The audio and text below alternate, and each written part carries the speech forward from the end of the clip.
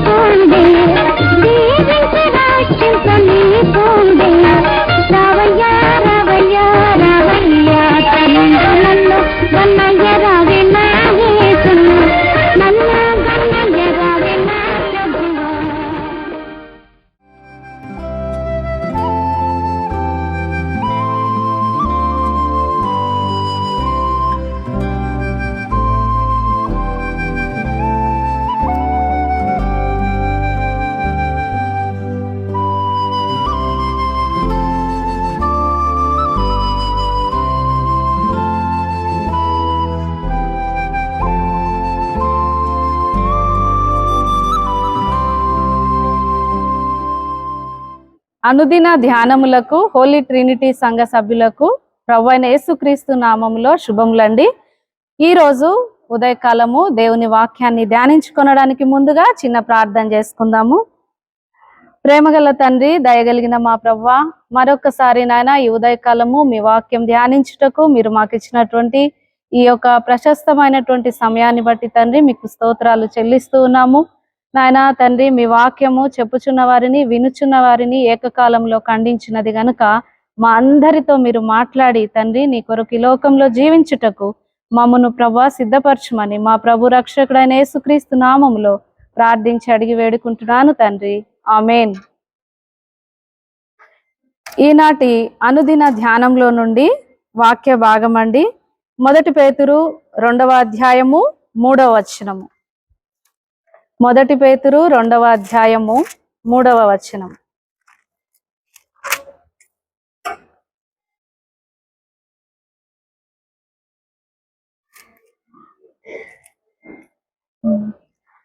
ప్రభువు దయాళుడని మీరు రుచి చూచి ఉన్న ఎడల సమస్తమైన దుష్టత్వమును, సమస్తమైన కపటమును, వేషధారణను, అసూయ, సమస్తమైన దూషణ మాటలను మాని క్రొత్తగా జన్మించిన శిశువులను పోలిన వారై నిర్మలమైన వాక్యమను పాలను రక్షణ విషయంలో ఎదుగు నిమిత్తము ఆ పాలను అపేక్షించుడి. నూతన సంవత్సరము ఆరంభించుకొని దాదాపు ఒక వారము గడిచిపోతా ఉంది మన జీవితంలో. నూతన సంవత్సరమును గుర్చినటువంటి ఎన్నో వాక్యాలను మనం వింటూ వచ్చినాం. దేవుని వాక్యాన్ని విన్నాం. నూతన సంవత్సరంలో మనం ఏ విధంగా జీవించాలి, ప్రభు కొరకు ఏ విధంగా సిద్ధపాటు కలిగి ఉండాలి అని.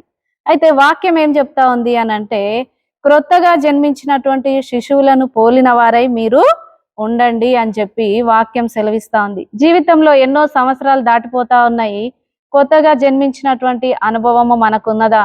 కొత్తగా జన్మించినటువంటి శిశువులు ఏ విధంగా ఉంటారండి? ప్రతి విషయానికి వారి యొక్క తల్లిదండ్రులపై పరిపూర్ణంగా బిడ్డలు ఆధారపడతారు. ప్రతి చిన్న విషయానికి కూడా తల్లిదండ్రుల మీద ఆధారపడతారు. అదే విధంగా మనం కూడా ఈ యొక్క నూతన సంవత్సరంలో మన జీవితంలో ప్రతి ఒక్క చిన్న పరిస్థితిని బట్టి ప్రభుపై మనము ఆధారపడే వారిగా ఉండాలి. మన పరలోకపు తండ్రి అయినటువంటి దేవునిపై మనము ఆధారపడే వారిగా ఉండాలి. సామెతలు 3వ అధ్యాయము 5వ వచనంలో ఉంటది, నీ స్వబుద్ధిని నీవు ఆధారము చేసుకోకు, నేను జ్ఞానిని కదా అని నువ్వు అనుకోకు అని వాక్యం సెలవిస్తా ఉంది. చాలా సార్లు జీవితంలో మనం ఏం చేస్తామంటే, మన సొంత యొక్క ప్రయత్నాల ద్వారా మన జీవితంలో తీసుకునేటువంటి డెసిషన్స్ అన్నిట్లో కూడా మన యొక్క ఆలోచనలు, మన తలంపులు, మన సొంత ఇష్టాన్ని మనము నెరవేర్చుకుంటాం. కానీ అది ఎంత మాత్రము కూడా మనకు క్షేమము కాదు. దేవుడు ఏం చెప్తా ఉన్నాడు? నీ స్వబుద్ధిని నువ్వు ఆధారం చేసుకోకు. దేన్ని ఆధారం చేసుకోవాలండి? మనము దేవుణ్ణి ఆధారం చేసుకోవాలి. దేవునిపై మనము ఆధారపడాలి. చూడండి, చిన్నపిల్లలు వారు మొట్టమొదటిగా అడుగులు వేస్తా ఉన్నప్పుడు తల్లిదండ్రులు వారికి ఊతనిచ్చి నడిపిస్తా ఉంటారు. బిడలు జారిపోకుండా పట్టుకుంటాం. వాళ్ళు కొన్నిసార్లు వేరే మార్గంలో, వాళ్ళకు ప్రమాదము కలిగేటువంటి మార్గంలో వెళ్తా ఉంటే మనం ఏం చేస్తామంటే గట్టిగా వాళ్ళను మరి ఆటంకపరుస్తాం. అప్పుడు బిడ్డలు చాలా ఏడుస్తారు. కానీ అది వారికి క్షేమము గనుక మనం వాళ్ళని ఆటంకపరుస్తాం.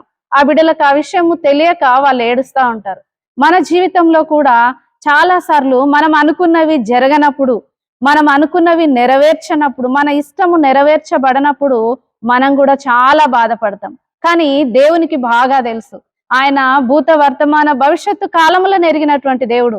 నీ జీవితంలో, నా జీవితంలో నీకు నాకు ఏది క్షేమము, ఏది నెమ్మదిని కలిగిస్తది అని ఆయనకు బాగా తెలుసు. కాబట్టి చాలా సార్లు మనల్ని అడ్డగిస్తా ఉంటాడు, మనం బాధపడతా ఉంటాం. అయితే ప్రతి విషయంలో కూడా ప్రభుపై మనము పూర్తి నమ్మకాన్ని ఉంచి మనము ఆయనపై ఆధారపడుతూ ఉండాలి. ఈ మధ్య నేను ఒక వీడియో చూస్తూ వచ్చాను. నా కూతురు కెనడా, అమెరికా నుండి పంపిస్తూ వచ్చింది. దేవునిపై మనం ఏ విధంగా ఆధారపడాలి అన్నది. ఒక చిన్న బిడ్డను మరి పెద్ద వాల్ పైన, పెద్ద గోడ పై నుంచి అక్కడ నిలబెట్టి తండ్రి కింద నిలబడి పిలుస్తా ఉన్నప్పుడు సందేహించకుండా ఆ బిడ్డ అక్కడి నుండి కిందకు దూకుతా ఉన్నాడు. తండ్రి కింద నుంచి పట్టుకున్నాడు. చూడండి ఎంత నమ్మకం ఆ బిడ్డకు. ఒకవేళ తండ్రి పట్టుకోలేకపోతే నా పరిస్థితి ఏంటి? ఇటువంటి ఆలోచనలు ఏమీ లేవు. సడన్ గా రమ్మనగానే తండ్రి కింద నుండి చేతులు చాపి పిలవగానే ఆ బిడ్డ అంత పైనుంచి కిందకు దూకుతూ వచ్చాడు. అటువంటి విశ్వాసాన్ని దేవునిపై మనము కనపరిచే వారిగా ఉండాలి. ఎక్కడ కూడా అపనమ్మకం అనేటువంటిది మన జీవితంలో ఉండకూడదు. అంతేకాకుండా ఈ రోజే, ఈ క్షణమే ప్రభు కొరకు జీవించడం కొరకు మనల్ని మనము సంసిద్ధపరచుకోవాలి. రేపేమి జరుగుతుందో మన జీవితంలో తెలియదు. కొంతమంది ఏమనుకుంటారు, నూతన సంవత్సరంలో ఒక తీర్మానం చేసుకుంటారు. ఈ సంవత్సరం నేను ఏ ఆదివారం కూడా దుమ్మా కొట్టకూడదు, ఆదివారము వర్షిప్ వెళ్ళాలి, నేను చక్కగా దేవుణ్ణి ఆరాధించాలి, నేను అన్ని మీటింగ్స్ లో పాల్గొనాలి అని చెప్పి. కొంతమంది ఏమో బైబిల్ చదవడానికి తీర్మానం చేసుకుంటారు, ఈ సంవత్సరం నేను బైబిల్ కంప్లీట్ చేయాలి అని చెప్పి. ఎన్నో తీర్మానాలు చేసుకుంటారు. చిన్న శోధన మరుసటి రోజు రాగానే బైబిల్ చదవడం పక్కన పెట్టేస్తారు. ఎవరో గెస్టులు రాగానే దేవుని మందిరానికి వెళ్ళడం మానేస్తా ఉంటారు. 1-2 వారాలు గ్యాప్ వచ్చింది అనుకోండి, 1 వారం గ్యాప్ వచ్చింది అనుకోండి, ఇంకా అయిపోయింది. అక్కడ నుండి మొత్తము వాళ్ళు అంత వెనకడుగు వేసేవారిగా ఉంటారు. అట్లా ఉండకూడదు. దేవుని కొరకు ఈ దినము, ఈ క్షణమే మనము జీవించడం కొరకు తీర్మానం చేసుకోవాలి. సంసిద్ధులముగా ఉండాలి. సంవత్సరాలతో, వారాలతో, దినాలతో అవసరం లేదండి. ఈ రోజు దేవుడు నీతో మాట్లాడుతూ ఉంటే, దేవుని స్వరము నీకు వినబడతా ఉంటే, దేవుని స్వరాన్ని నీవు నిర్లక్ష్య పెట్టొద్దు. దేవుని యొక్క ఆత్మను ఆర్పేటువంటి పరిస్థితి నీలో ఉండకూడదు. దేవుని స్వరానికి విధేయత చూపేవాడిగా ఉండాలి. ఒక మాట ఉంటది, యెషయా 40వ అధ్యాయము, యెషయా 40వ అధ్యాయము చూడండి 31వ వచనము. యెషయా 40వ అధ్యాయము 31వ వచనము. యెహోవా కొరకు ఎదురు చూచువారు నూతన బలము పొందుదురు. వారు పక్షిరాజు వలె రెక్కలు చాపి ఎగురుదురు. అలయక పరిగెత్తుదురు, సొమ్మసిల్లక నడిచిపోవుదురు. ఈ యొక్క నూతన సంవత్సరములో మన యొక్క ఆరోగ్యం కొరకు, మన యొక్క పరిస్థితిగతుల కొరకు దేవునిపై మనం ఆధారపడాలి. మన యొక్క జ్ఞానము కొరకు మనము దేవునిపై ఆధారపడాలి. అట్లా దేవుని కొరకు మనం కనిపెట్టుకున్న వారిగా ఉంటే ఎట్లా ఉంటామంట, మనము నూతన బలము పొందుతామంట. గడిచిన సంవత్సరం అంతట్లో కూడా ఎన్నో ఫెయిల్యూర్స్ చూసి ఉంటాము, ఎన్నో అపజయాలు మన జీవితంలో మనం ఎదుర్కొని ఉంటాము. ఇక మీదట నీ లైఫ్ సక్సెస్ఫుల్ గా సాగిపోవాలి అని అంటే నీవు దేవుని యొక్క బలమును పొందుకోవాలి. దేవుని బలాన్ని పొందుకుంటే పక్షిరాజు వలె నీ యవ్వనము అనుదినము నూతన పరచబడుతుంది. నీవు రెక్కలు చాపి పైకి ఎగురుతావు. ఎవరి కోసం ఎగురుతాం పైకి? దేవుని కొరకు మనం పైకి ఎదిగే వారిగా ఉండాలి. ఆత్మీయంగా ఉన్నతమైనటువంటి స్థితిలోనికి మనం ఎదగాలి. దేవుని మందిరానికి క్రమముగా రావాలి. దేవుని బిడల సహవాసంలో క్రమంగా మనం ఉండాలి. అంతేకాదు దేవుని కొరకు జీవించడం కొరకు బలాన్ని తెచ్చుకోవాలి. ఇంతకాలము కూడా ఈ యొక్క 2023 వరకు కూడా మన కొరకు మనం జీవిస్తూ వచ్చామేమో, కానీ ఒక్కసారి మనం తీర్మానం చేసుకుందాం, ఈ యొక్క 2024లో దేవుని కొరకు నేను జీవిస్తాను, దేవుని బట్టి నేను బలం తెచ్చుకుంటాను అన్నటువంటి తీర్మానాన్ని నువ్వు తీసుకున్నట్లయితే నీ పనులను దేవుడు చేస్తాడు. మనంతకు మనం ప్రయాసపడతాం, మన బలముతో మనం ప్రయాసపడతాం, మన జ్ఞానం మీద మనం ఆధారపడి ప్రయాసపడతాం. అందుకనే ఫెయిల్యూర్స్ వస్తాయి. పరిపూర్ణంగా దేవుని మీద ఆధారపడి నా పనుల భారము దేవుని మీద మోపి ముందుకు సాగినట్లయితే ఎక్కడ కూడా అపజయం ఉండదు. లేట్ కావచ్చు, మనం అనుకున్న కార్యము జరగడం ఆలస్యం కావచ్చు, కానీ అదెంతో సక్సెస్ఫుల్ గా మరి దేవుడు ఆ కార్యాన్ని జరిగిస్తాడు. అంతేకాదు దాని ద్వారా దేవునికి ఈ లోకంలో నీకు ఘనత, మహిమ కలుగుతుంది. అట్లు ప్రతి సందర్భంలో దేవునిపై ఆధారపడుటకు దేవుడు తన జ్ఞానమును మనకు దయచేయునుగాక. ఆమేన్.